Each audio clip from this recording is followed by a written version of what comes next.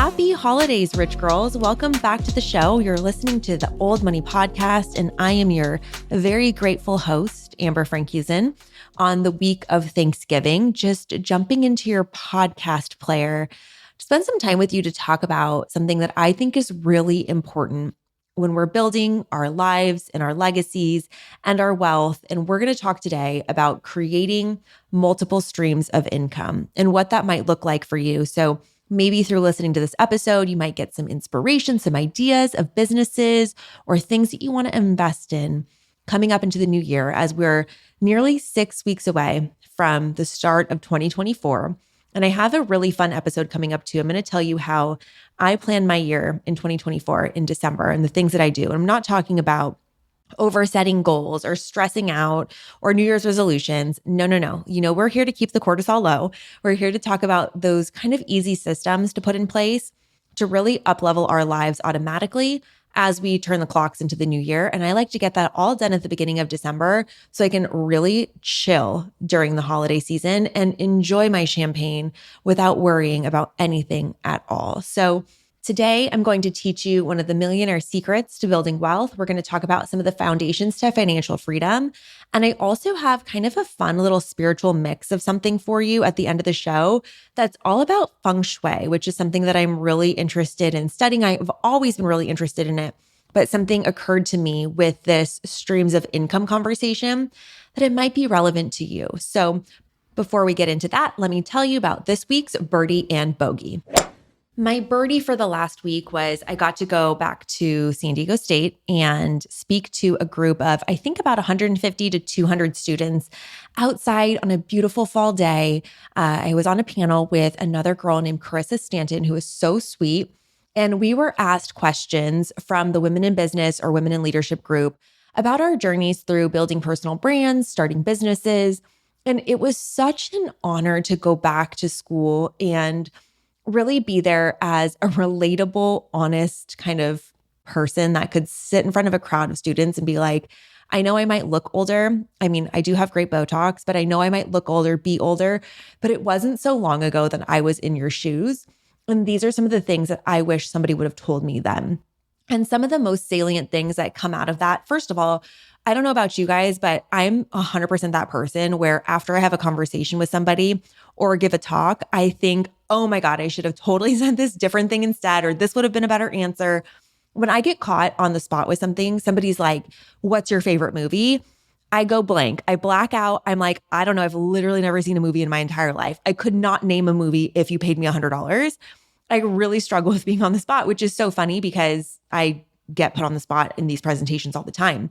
But one of the things that was so salient to me was that the value of going to college is going to things like this, going to the speakers, going to the extracurriculars. And it's not about me being on stage. It's not about the advice that you would hear. It's about the people that you're sitting next to. It's about the people that go with you. It's about the people that plan the events with you. It's about the connections that you make while you're there. Because the friends that you make in college or the friends that you make throughout your professional career are going to be the friends who, when you get older, you're going to know somebody that's going to sell you a house or write you a loan or, get you a job or a client, or they're going to introduce you to this person or that person. And it's so much more about the relationships and the skills that you build over time that are going to get you farther than the grades that you try to achieve ever will. And I had lunch with one of my professors. He's actually the person who created the endowment for this whole organization to start on SDSU campus, which didn't exist when I was there.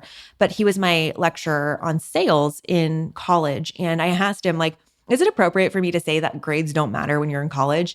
And he was like, yeah, but don't say that, but like, it's true. And it's really funny now because when I look back, the things I wish I would have invested more in were being more present to what was happening instead of rushing from class to class and commuting and getting back to my apartment really quickly, of deepening relationships. But we all kind of go through this maturity and emotional growth on our own timeframes. And one of the things I'm still working on is just forgiving myself for developing in the time frame that I do. I've always felt in my life that I was behind for some reason, or I didn't have all the information that everybody else had. Like, I didn't know about sororities or fraternities literally until I showed up at college and I was like recruited to go out with a sorority. And it was one of the most horrifying experiences of my adult life. Not the scene for me. I think I talked about this in the Bama Rush episode, but my point is that I always felt like I was missing some key piece of information.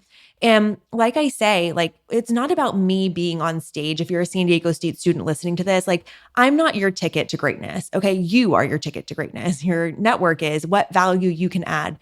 But I do hope that in speaking to students, frankly and openly, one of the things that they can get from me is my honesty and my willingness to be transparent and relatable, because I remember seeing so many speakers come to school that were like very traditional business people. I mean, we had the founder of Dell Computers come to campus. I remember seeing that course, if that dates me at all.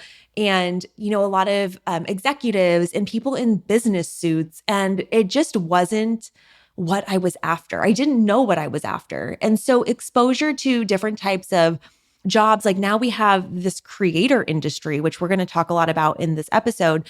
But Carissa, the girl that was on the panel with me, she's a full-time content creator. She does recipes and is a cook, and she cooks on Instagram and TikTok. That's her full-time job. She's a lifestyle content creator. That was not a thing when I was in school. I also never saw anybody come to school and speak about being successful in personal life and mental health and business. I never saw anybody come in jeans like I was. I never saw anybody that was my age or somebody that was close in age to me that I felt like I could relate to. And that's just kind of a sign of the times and how things are changing now. But it was really an honor to speak at SDSU. I got so many questions. I'm going to do an AMA answering some of them very soon, of just some of the general stuff about me, about my life, about my business. And if you weren't able to attend that talk, then you can listen to that AMA and kind of get the gist of it. So I'll come back to that. But one thing I did want to share as the bogey for the last week was that, unfortunately, one of the largest budgeting apps in the world is getting shut down. And it's really, really sad to me, because it was the budget app that I started using when I was in college, and it was called Mint. Mint was started in 2007, and I think I started using it at the end of my college career.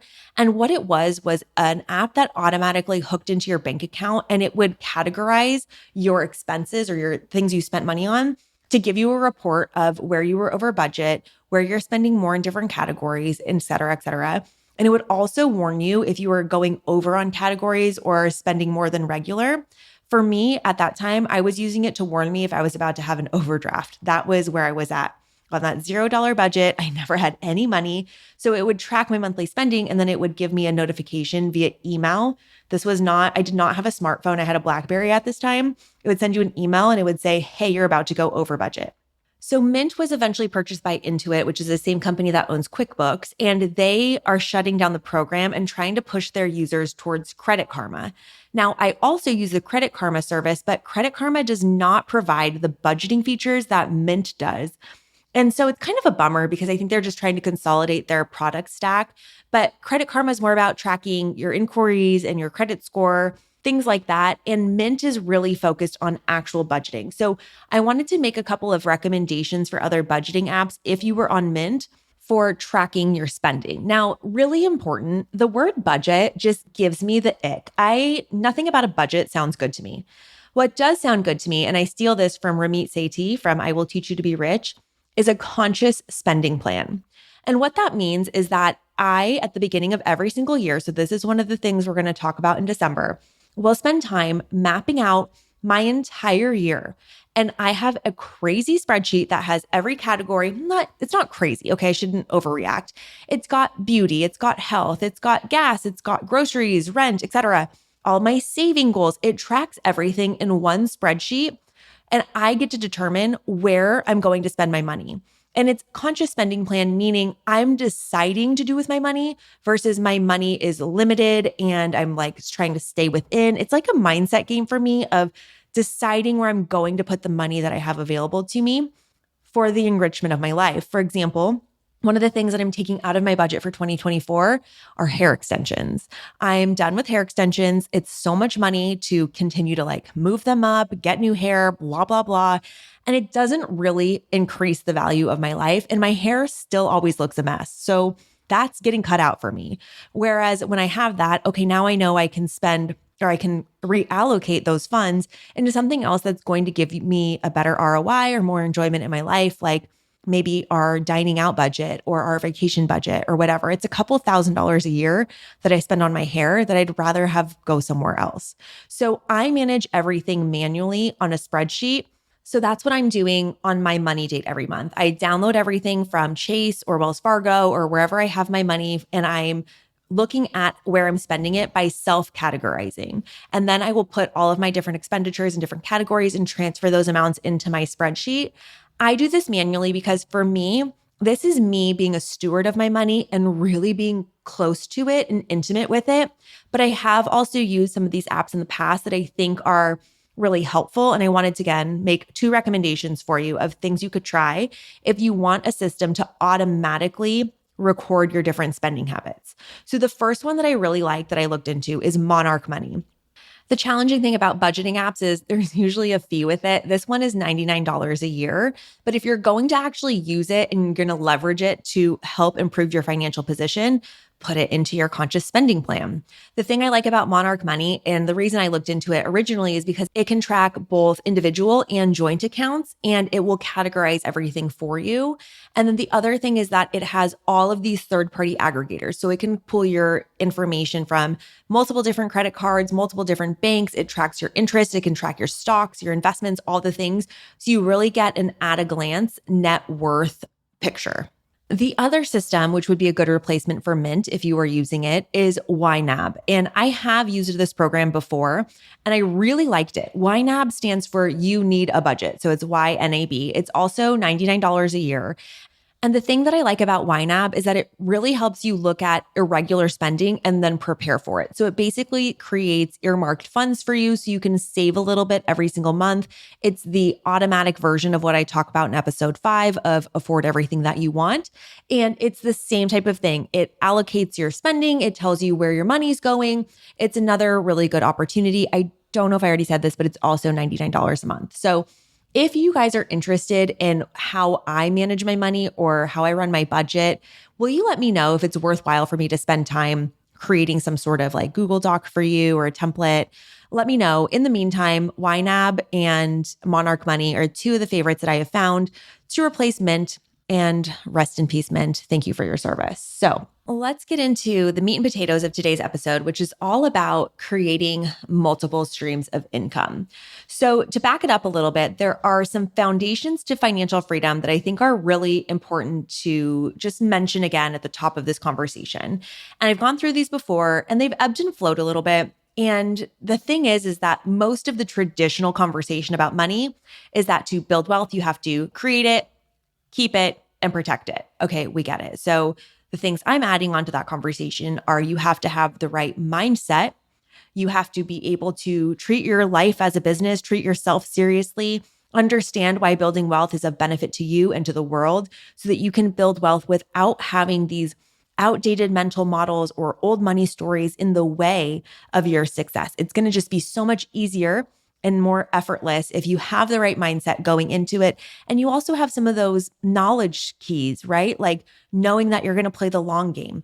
Remembering that the majority of Warren Buffett's fortune was made after the age of 65 or 75 or whatever it is. Remembering that you have the historical data to show that you can withstand market fluctuations. So you don't have to be worried when you hear the news. You can self-soothe, self-regulate, know how to use dollar cost averaging, like all of these mindset and then also just the tactical tips, I think really do influence your ability to build wealth. And then the foundation of that is also getting out of financial fight or flight, paying off your debt, not carrying consumer debt, not having shame about where you're starting, like really being honest with where things are. And then from a baseline of, okay, I've got savings in the bank. I can take care of myself. I can create safety in myself with what I can produce in the world. Then you can really lean into actually creating wealth. This might be hard to hear, but my experience and my belief is that you cannot truly create wealth for yourself if you're living in a deficit. I'm not talking about having a mortgage. I'm not talking about leveraging debt to build a business or anything like that, but I'm talking from a mindset deficit and from a consumer credit card deficit. If you are living in a state of playing catch up, there is no way that you can build upon that. You're basically just filling a hole with dirt, filling a hole with dirt. But until you have a solid foundation, you cannot build a building of your life on top of it. So creating it is what we're going to talk about today. We're going to talk about different streams of income. But just to go back to the foundations of financial freedom, we've got mindset, we've got getting out of financial fight or flight so that you can really create wealth. Then you've got to keep it and grow it, right? You can't just spend it all. You need to make sure you're not keeping up with the Joneses. You don't have shiny object syndrome, but you're also growing it respectfully, responsibly with stock markets, investments, et cetera, because compounding interest is going to be the thing that really builds your wealth. And then you need to protect it. So that means wills and trusts, making sure that you have the correct paperwork going into a marriage. Go back and listen to the prenup playbook episode with Natalie Alicia Goldberg if you have questions about that, because holy hell, that was one of the most incredible episodes that I've ever done. And then the last piece of this, of foundations to financial freedom, is enjoying your money. If you are a slave to making money and all you care about is making money, your money owns you. You don't own it. So you need to find a way to enjoy your life and invest in the things that bring riches to your life. And I mean that in terms of ROI on enjoyment and people and adventure and travel and being a human, being alive on this earth and not just being locked and loaded into your laptop all the time. Really enjoying your money is part of the foundation to financial freedom so that you can leverage what you create in order to really live. And then there's going to be a tipping point to where what you're creating is happening automatically. And all you have to focus on is enjoying your life because everything else is happening in the background. So how do we get to that point where we're not working 40 hours, 50 hours, 60 hours a week to fulfill our lives or fund our lives? Well, let me ask you a question. What is the way that money gets deposited into your bank account? Most of us are getting a paycheck. We're getting a paycheck once a month or every 2 weeks. And that is the majority of how people are getting money into their ecosystems every single month. That is one stream of income. It's earned income from a paycheck. Now, that's great. If you have earned income from a paycheck, that's step one, honey. That's really, really important. But did you know that the average millionaire has 7 streams of income? That means they have money showing up into their bank accounts. Let's just simplify it for the sake of conversation. They have 7 different ways that money is hitting their bank account every single month.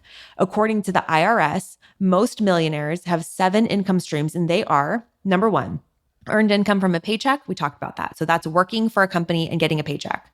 Number 2, dividend income from stocks owned. So obviously your stocks will, if your company or your portfolio is doing well, increase in value, but also some stocks pay dividends out for those who own the stocks as well. Number 3 is rents from rental real estate. Number 4 are royalties from selling rights to use something they've written or invented. So on this, you hear about this on Shark Tank a lot, where, a lot of the inventors are trying to get licensing deals for, like, let's say I have a hat company and I want to put Disney stuff on it. I need to get a licensing deal to be able to put Daffy Duck on my hat because Disney will charge me a licensing fee, and then they get royalties from selling the rights to me to use Daffy Duck on the hat. Or royalties, for example, this was a big conversation in the Reality Reckoning that didn't go anywhere and was a total train wreck of a PR stunt by Bethany Frankel and Vanity Fair, where there's a conversation about should reality stars get paid royalties for their shows being replayed on Peacock over and over again. And they're saying that, reality stars were underpaid and they should be getting royalties on their likeness or appearance or whatever. But the thing is like, these are all consenting adults who go into these contracts for a shot at fame, which we know is a goal of many of these reality stars. And, they weren't under duress. They're making decisions for their business. And then over time, as you prove your success on the show, you can negotiate for more. So the conversation of like, they're underpaid, it's like, that's fair market value, in my opinion. Like, if you're going to get somebody who's going to be willing to go on, I don't know, Vanderpump Rules for $10,000 an episode, and they're, haven't proved themselves yet, It's like people are replaceable. You can always find new stars. There are always people out there that want to be on those shows. Now, as you rise through the ranks, Lala is going to get more money than $10,000 because she's not replaceable anymore. She's a core character. Anyway, I have a lot of thoughts about that, but you understand what royalties are. The next one, back to the IRS, number 5, capital gains from selling appreciated assets. This is when you have a home, you buy the home, it builds an equity, and then you sell that home later for a higher amount than you bought it for. Those are capital gains. Number 6 is profits from businesses they own. Number 7 is interest from savings, CDs, bonds, or other lending activities. Okay. So one of the things that I will have to say about having 7 streams of income is that you don't need to have all 7 streams of income tomorrow. And by the way, those 7 from the IRS, that is the old money way, baby. But we're talking about the new money way. And I have so many more things to add because we are in a new era of business. This is the creator economy. This is new money magic. That's what we're talking about on Old Money Podcast. This is not just invest in stocks and hope that dividends pave your way to success. We have way more resources available to us now as creators, as young people who understand technology. And this was one of the biggest things that I talked about at SDSU last week. For the students that are applying for jobs and they are saying, how can I get a job when it says I need experience, but I can't get experience unless I get a job and it's just chicken and egg. I had a lot of sympathy for that a couple of years ago in the marketing space. Now I'm only talking about the marketing space. I cannot speak to things like being a physician or a finance person. Like you're going to need to know some shit in finance. You got to work your way up in order to get to the top, but you have to start at the bottom of the totem pole. But in marketing today, every single marketing tool that a marketing person is using is available and most of them are free. So if you are trying to gain experience in marketing and you have not created your own Instagram following, TikTok following, video editing skills, Canvas skills, portfolio, it's your own fault because you need to make your own experience these days. I have hired so many people that have come to me and said, here's the things that I've done. Here's my writing portfolio of fake articles. Here's my fake mock-up of how Sweetgreen could do their Instagram better. Here's what I would do if I was Oprah on her TikTok. Having a plan in place and being able to execute on that is how you create experience in your life for getting the jobs that you want, especially in marketing right now. So that was a big question that came up, and that was a big piece of the conversation in the SDSU talk. So let's get into what it looks like to make those in just a second. But I want to talk about some of the challenges in building these 7 streams of income, okay? The first challenge or pitfall in building multiple streams of income is trying to do them all at once. This is a big mistake that I see a lot of people doing because they'll hide behind, oh, I'm a multi-passionate entrepreneur or I'm a multi-passionate person, and they haven't even mastered one revenue stream yet. Okay. And I say this with a lot of humility and grace because even I am still working on mastering my revenue streams. I have a profitable business. I have a business that I love, but it doesn't run without me. It takes a lot of management and maintenance, and I'm still a key piece of the operations of that business. I plan to be, I intend to be forever in some capacity, but it will change over time for sure as the business grows. And I put people in place that can do the job better than I can. My job as the CEO is to hire people that are smarter than me and better than me at producing what our clients need so that we can be competitive. My job is to find those people, put them together, and then make sure the business stays healthy. So mastering one revenue stream is what you need to focus on first. So for me, one of my revenue streams is my paycheck that I get from my business because I have an S corporation. So I get a paycheck from my business for doing my job. And then another revenue stream that I have are the profits from the business as well.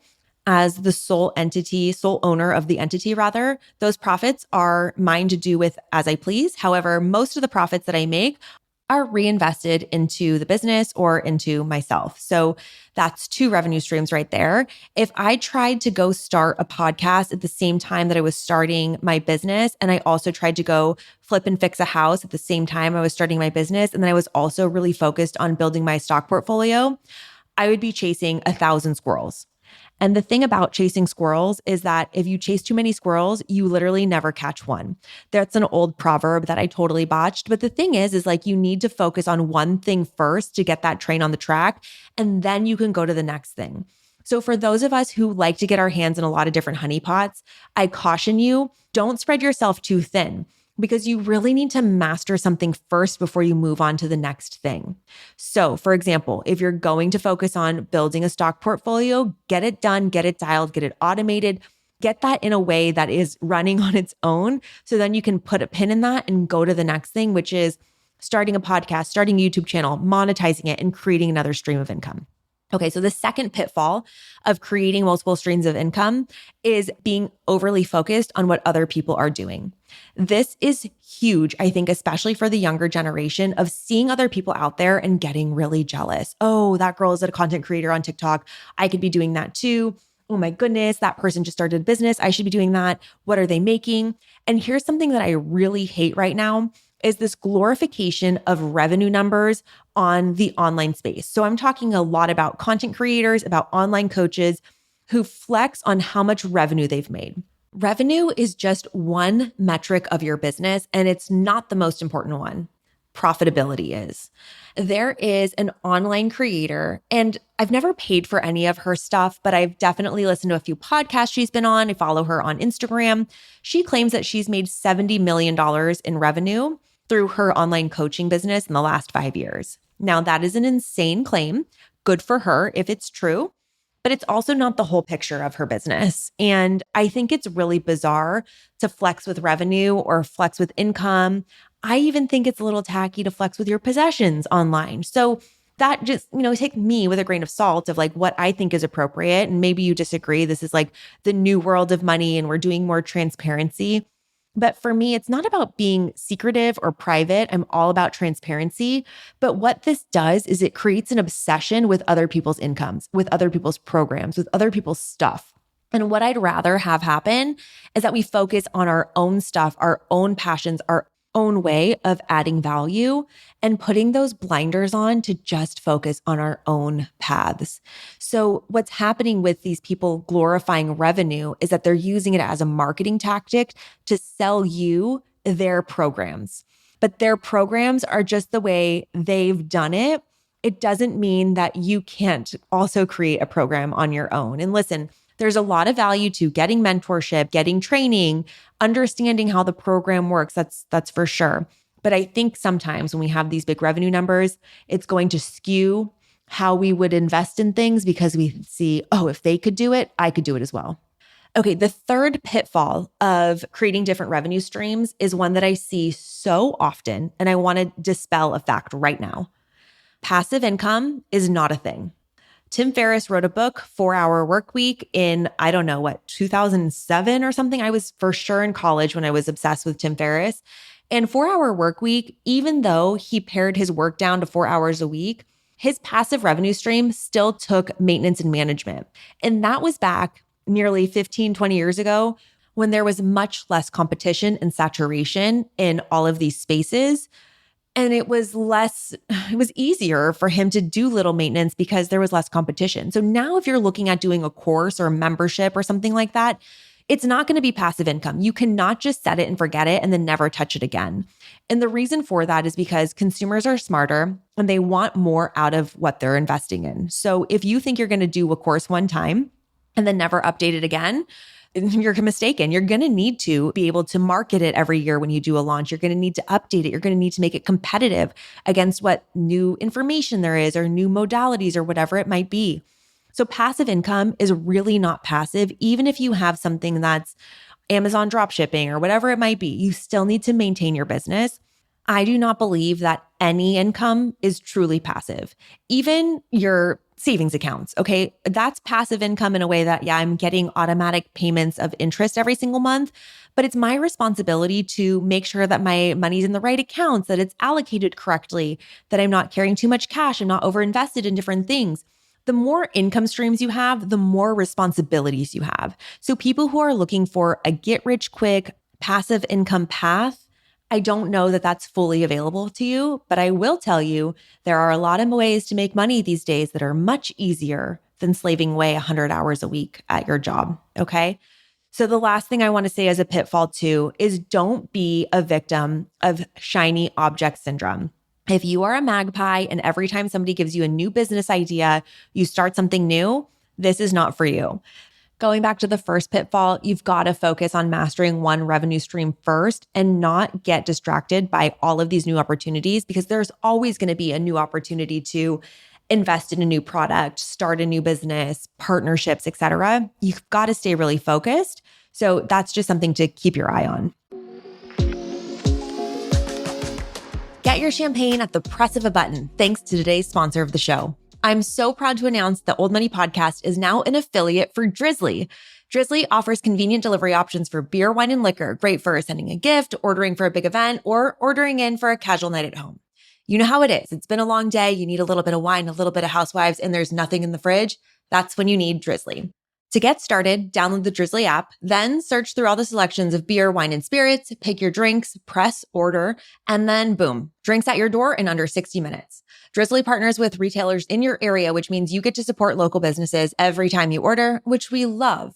And speaking of support, to support this show, use our affiliate link every time you order Drizzly. Essentially, whenever you need a drink, I just want you to think Old Money, Drizzly, Drizzly, Old Money. In fact, I think you deserve a bottle of Veuve Clicquot tonight, just because. So to find our affiliate link, I'll put it here in the show notes. You can always go online to our website, oldmoneypodcast.com, and click on the sponsors area, follow the link there, or you can find it available in our Instagram on the sponsors highlight.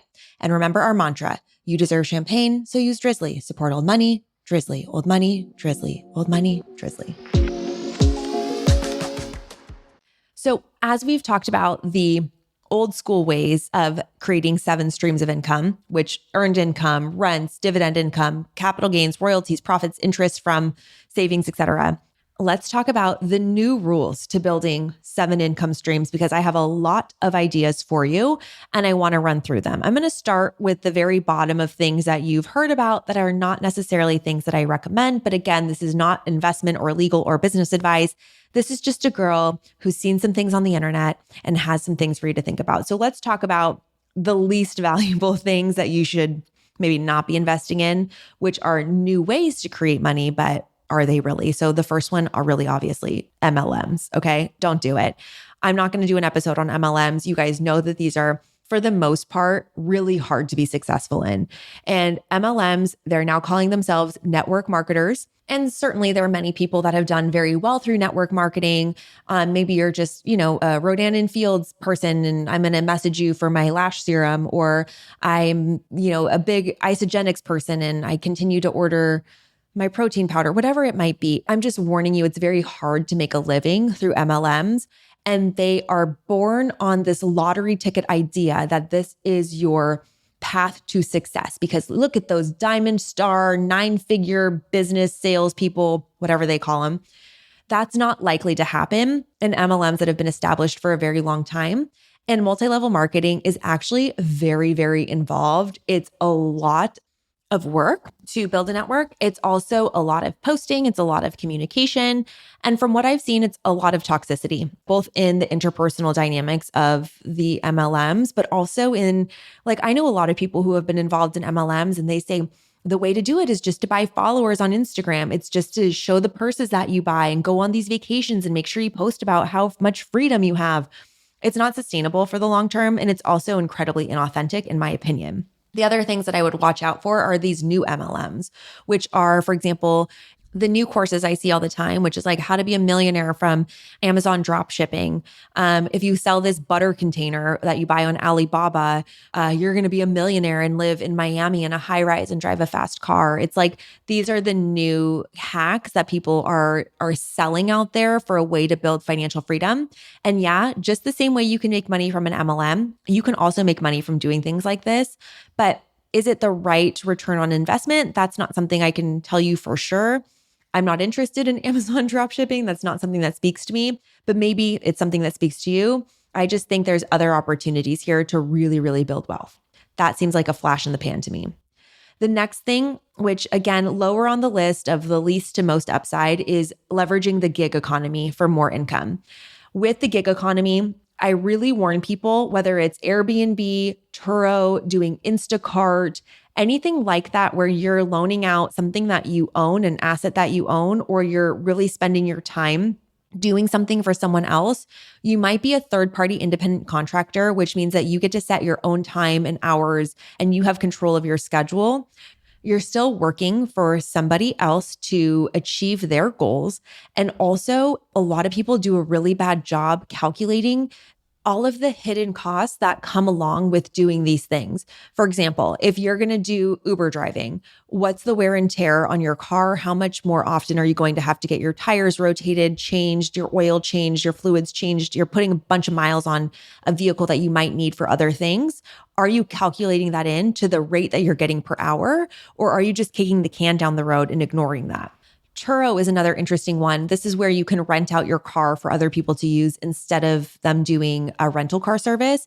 And we just did this in Miami, and we had an amazing vehicle, great host for our trip to Miami. It was far less expensive than doing a rental car, and we got a much better quality car. But I was thinking like, do I want somebody like driving? We had a fast car and I was very gentle on it. But it's like, if I have a great car, do I want somebody like slamming on the brakes, like overtaxing the transmission with these paddle shifters? Like, no, you can't trust people to always act in the best interest of your belongings. So again, that wear and tear that can add up by participating in the gig economy. You might be making a couple $100 by loaning your car out for a few days. But if you kind of add up all of these expenses and then also dropping the car off, coordinating with the person, texting. If you're an Airbnb host, you know this. Being a landlord, even if it's for a short time, it's a lot of work of managing people coming in and out of your house, unclogging toilets, kicking people out when there's a big party. You know, we were just at the boat show in Fort Lauderdale, and one of the things that I noticed significantly was the boats that are chartered versus the boats that are privately owned. And when I say boat, I mean like 100+ foot yacht. The charter boats just look so much more worn. You can tell the pillows are, bleached out from the sun. There's scratches on the walls. The floors are showing wear. Things are creaking more because it's just getting more use. It's like, think about watching Below Deck and people go that ham when they're chartering a yacht. If you're chartering a yacht, that's a whole business in itself. You're not managing it, but you're still looking at the fees that you're paying to the management company, the crew that's on board, making sure the maintenance is done to your standards, making sure that people are maintaining the boat to your standards, all those different types of things. Having a boat, even if you're going to charter it, it's a full-time job. It's a whole nother asset to manage. So yeah, owning a yacht and chartering it might be a revenue stream for you. But as I mentioned earlier, more revenue streams mean more responsibilities. So going back to some new money magic, some new revenue stream opportunities. This is a controversial take, but I think we're past the golden era of online courses. And that was for so long people's ticket to creating value that could be shared or bought at scale on the internet. So Seth Godin, who is a marketing writer and marketing guru, just like beloved, his online classes, and I'm talking about he is the most prolific marketer of our time. His online classes have a 97% drop-off rate. That means only 3% of people finish his courses. Udemy, which is another online course hosting platform, they say that the average student enrolled in a Udemy course completes just 30% of the content, and an average of 70% of students never even start the course. So I think now people are recognizing their own patterns that they are not finishing courses that they buy. But the thing with courses is, again, they're lottery tickets, right? I keep talking about this, and I don't remember if I've explained it on the podcast, but it's like the night before when you buy a lottery ticket and they're pulling it the next day, and you think all night long about how you're going to spend the money that you win because you're so certain that you bought this ticket, you got your entry, you're going to win the prize. It really buoys you. It makes you feel so good and hopeful and optimistic. Buying a course is the same thing. You think, oh my goodness, I bought this course. It's going to teach me exactly how to manage my money or how to change my mindset or manifest things, whatever it's going to be. I think a lot of people now are really struggling to sell courses because it is a very saturated market, and the consumer has learned they're not necessarily as inclined to finish an online course. So does that mean I think online courses are over? No, not at all, because I think there's an opportunity to really niche down into your community and what you teach. I think Amanda Francis is still the #1 course creator that I've ever seen. She has it down to a science, and I'm so in awe by her. She's always adding to her programs. She's always adding value. She is just on a system that works so well. But I'm also seeing some things fall off. Like there was a big time when printables or downloadables on Etsy were a big thing. There was Teachers Paying Teachers, which is an online platform for teachers to create different content or lesson plans or printables for classrooms that I see a lot of teachers doing really well with, of putting their creativity to use and helping other teachers with new resources. Like that's where I think there's opportunity. Really niching down into creating value for a core group of people. Love that. Other couple things are creating community. So if you have a membership platform, if you have a Patreon, I think that's a great opportunity now, especially with how fragmented our lives are and how desperately people are looking for community and for friends. I think it's a really important time for creators to be cultivating that. And it's a big energetic lift, I'm going to be honest with you, to create community or just be available for people in all capacities and allowing them to show up as they are. Having that type of container is a big responsibility. It's why I haven't created it yet. Like it's a big responsibility. And I think it's something that for the right people, for the right type of personalities, it's something that could really benefit them for creating that. Again, you still have to maintain it, manage it, nurture it, et cetera. But a great way to create a new revenue stream for yourself via creating a community. And then when we really get into now the creator economy, this is where I really want to lean in, because now you can be creating so much revenue for yourself at scale by not just being an influencer, which is what everybody talks about and thinks about, like whether you're on TikTok and you're shilling products or you're on OnlyFans or you're selling feet pics, whatever that might be. You can be a UGC creator and never show your face, never post anything on your own platforms, but just create things for brands as their marketing video person or their UGC giving a testimonial for it. UGC means user-generated content, by the way. The thing is with this is there's such a big need for it. Like I work in marketing. I need UGC every single week. We're scraping the bottom of the barrel looking for somebody who'll be willing to do it for us, for our clients. Like we need it so badly because social proof is one of the best ways to get people to engage with marketing online. And we're really looking all the time for great creators to create great content about the products and services that our clients sell. This creator economy did not exist 10 years ago. No fucking way did that exist in 2013. Like that was pre-influencer era. So just to think what will be available for you to create revenue in 10 more years, I think understanding the social landscape is super important. And that's an incredible opportunity.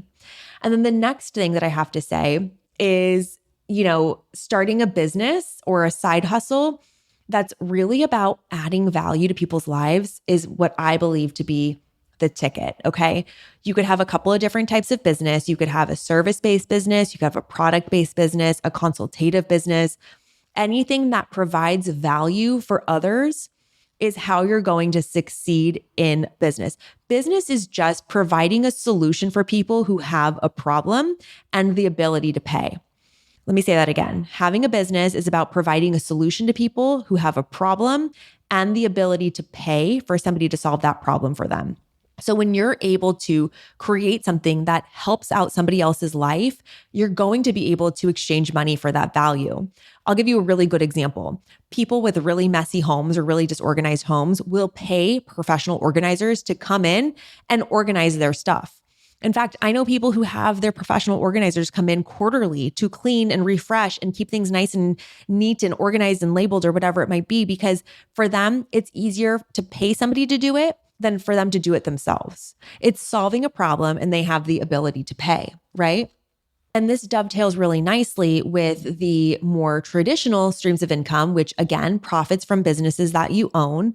But also the other thing is the ability to sell your business at a multiple when it's matured or when you've matured out of it. So if you are in a particular business like software as a service, for example, if you create an app or a software that helps people at scale, you can eventually sell that app, that software, whatever, for a multiple of 8 to 10 times your annual revenue. So if you have an app that's making $1 million a year and you go shop that on the open market, you could expect to receive $8 to $10 million for selling that app to somebody else. You might sell it to your competitor or to a conglomerate or whatever it might be. But having something that you can build and create as an asset that not only gives you income, that not only gives you profits, but that gives you the opportunity to sell it at a later date is a huge benefit towards creating multiple streams of income. And within that business, you can have multiple streams of income in one stream of income. So like, I'll give you an example. At AF Marketing, we have retainer clients that we serve every single month, whether it's for social media or for web maintenance or graphic design, whatever it might be. We also have project-based clients where we do branding, we make websites. I also do strategy intensives where I can partner with a business or brand or person either once a year or quarterly throughout the year. And that's just me working directly with people or directly with brands in a consultative standpoint. That's another stream of income that I generate fully on my own. And then also we have referrals to other partner agencies. So sometimes we get people that are interested in working with us and maybe our retainers are too high, or it's not an area that we specialize in, whether it's the industry that client's in or the services that they need. So I have a network of partner agencies that I've set up relationships with, and we have contractual agreements to where if I send them referrals, they pay me a referral fee. That is another stream of income in our business. So by the way, if you are a marketing service out there and you want to be considered as one of our marketing referral partners, we offer the exact same terms both ways. So you referring people to us, we'll pay you. You referring people to, wait, what's the opposite? Us referring people to you? Yeah, then we'll pay you, etc. Or you'll pay us. You get what I'm saying. My point is, within this one umbrella service, we have so many different opportunities to create multiple streams of income or multiple ways for people to pay us.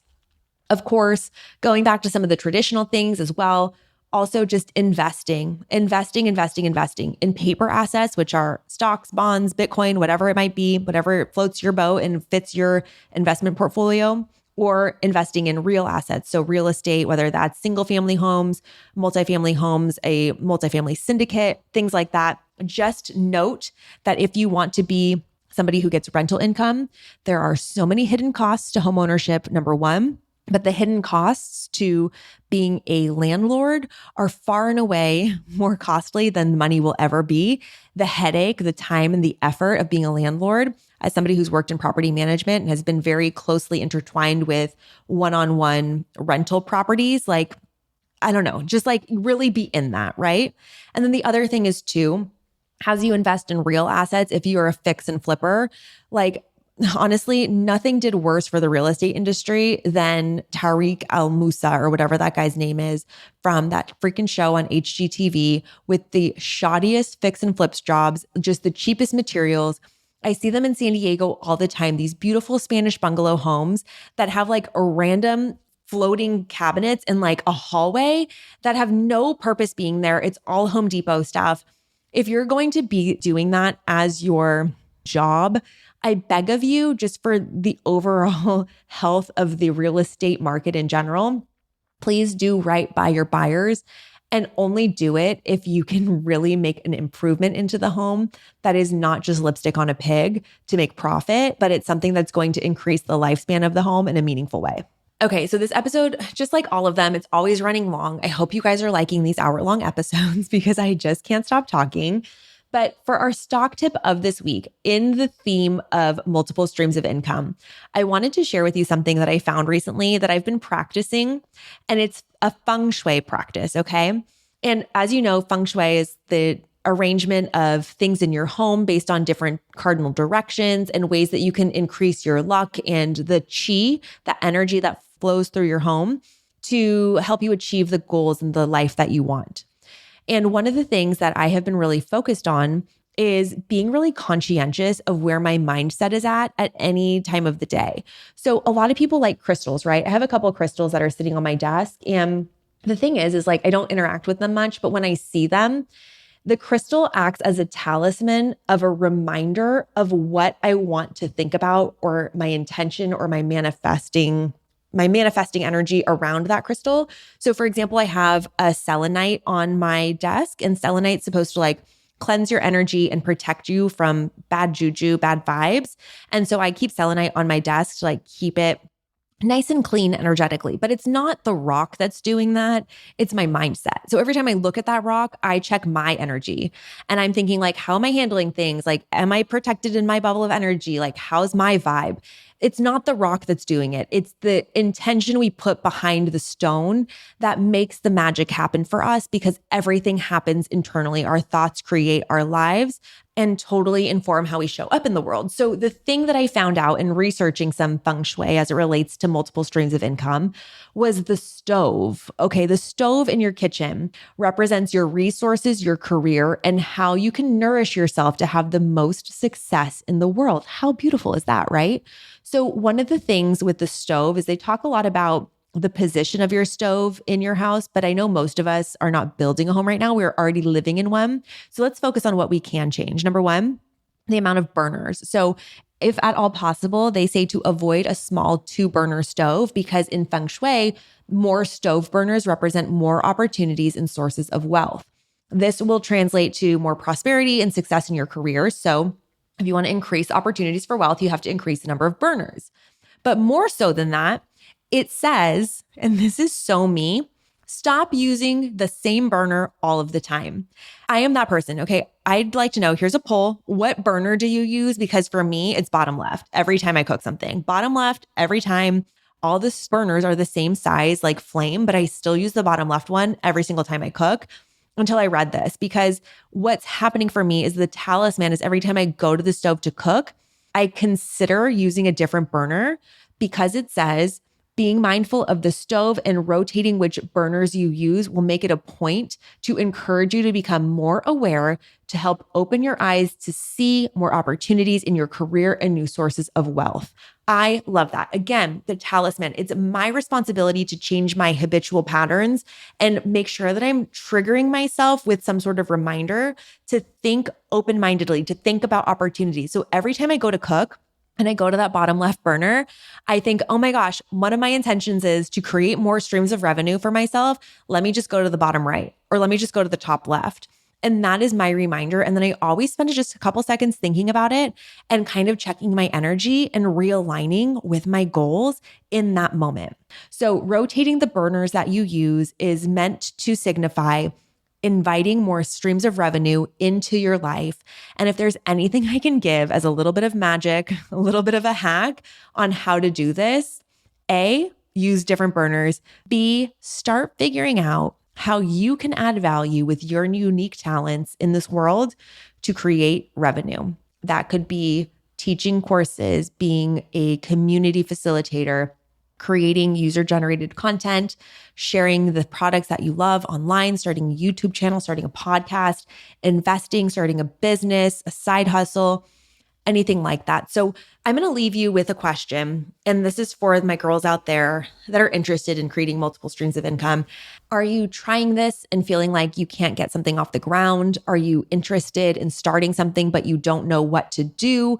How can I help you more? What are the things that you need to learn from me on how to be successful in creating multiple streams of income? Or what mindset or what kind of realities we need to get in check so that you feel more confident in pursuing them?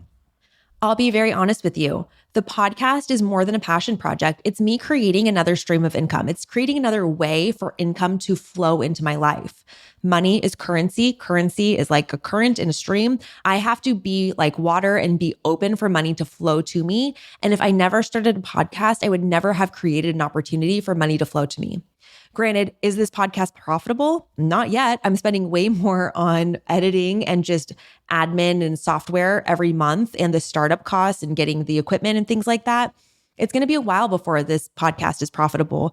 But the reality is most people don't even podcast past episode 21, let alone episode 7. Most people fall off.